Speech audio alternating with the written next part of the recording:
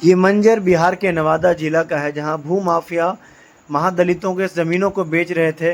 उनके विरोध में जब महादलितों ने आवाज़ उठाया तो देखिए भूमाफियाओं ने किस तरह से पूरे गांव को जला दिया है। पूरे गांव में देखिए धुआं धुआं है, सारे लोग बिखर चुके हैं।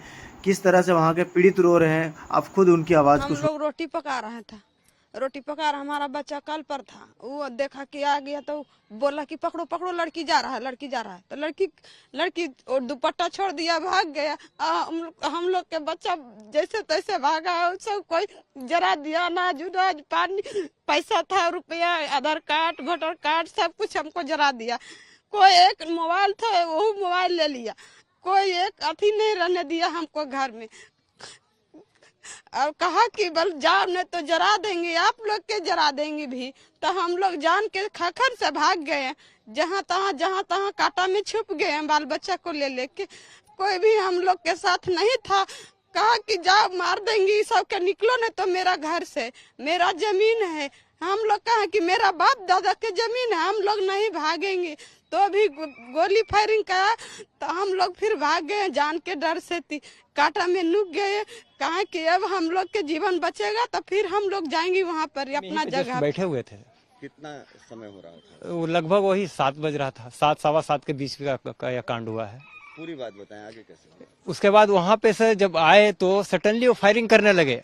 कम से कम 100 का तादाद में थे उन लोग। उसका फायरिंग करते हुए जब भगदड़ हुआ, उसके बाद में पेट्रोल डाल करके जितना भी उनको घर मिला सब पे पेट्रोल डाल करके जलाते चले गए। उसके बाद में जब इधर से देखे सब बच्चे लोग को, तब जाकर के मैं सब सारा बच्चा कम से 100 बच्चे को लेकर को मैं जाकर को छुपाया है। उसके बाद प्रशासन को फोन किया गया, प्रशासन के फोन करने के बाद भी आए। उसके बाद उनका फायरिंग किया तो वापस चले गए। उसके बाद एसपी सर से फोन किए तो बोले अभी हम अरेंज कर रहे हैं फोर्स को रिजर्व फोर्स को भेज रहे हैं।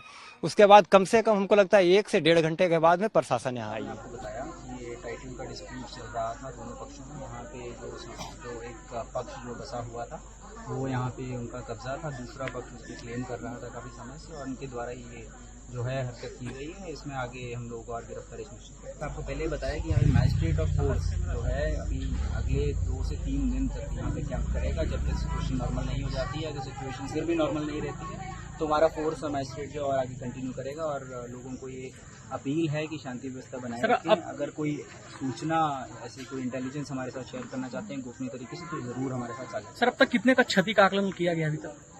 जैसा आपको बताया कि करीब 21 घर जो हैं अभी तक क्षतिग्रस्त हुए हैं। डिटेल चल के जो है रात भर चलेगा, लेकिन जो ऑफिशियल नंबर अभी तक हम बोल रहे हैं वो 21 घरों का